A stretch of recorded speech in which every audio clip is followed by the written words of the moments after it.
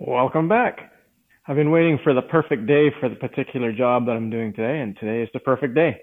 The temperature's gone down a little bit. It's a little bit cloudy. It's not going to rain.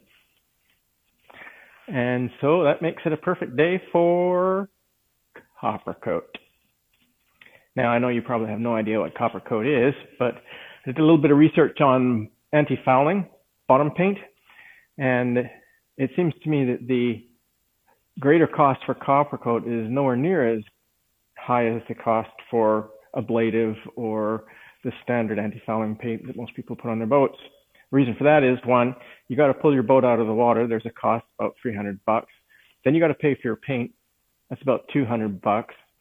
Then you have to pressure wash it and sand it down, and that takes time. And then you have to put your boat back in the water. It's another $300. So you're looking around, give or take, $1,000 for 1 year's worth of ablative paint. Coppercoat is a two-part epoxy-based system. Once it's on, the product sheet says it'll last for about 10 years. However, testimonials of people who are using this stuff have had it on for 15, 20 years without ever having to haul it out, pressure wash it, and repaint it. And to me, that's a huge savings. The stuff is a little bit expensive up front, but if it saves having to haul out every 2-3 years and redo it, well, that's a savings in my book.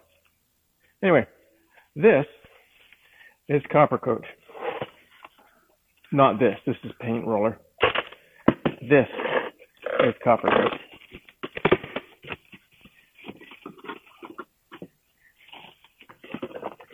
So what you get in your package from the company is a kit. And each kit consists of part A and part B, which you mix in a suitable container. And then the secret sauce to the whole procedure is this. This is atomized copper. It's like a very fine powder. There you can see how fine that is.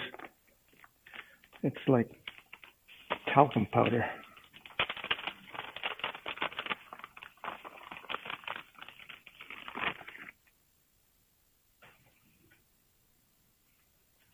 But that's 100% pure copper.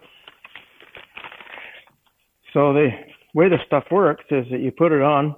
Before you put your boat back in the water, you scuff it down with a real light sandpaper, put it in. Copper is toxic to sea life, so they won't stick to it. That's okay by me. So without further ado, without further blah, blah, blah, blah, blah, let's make it happen.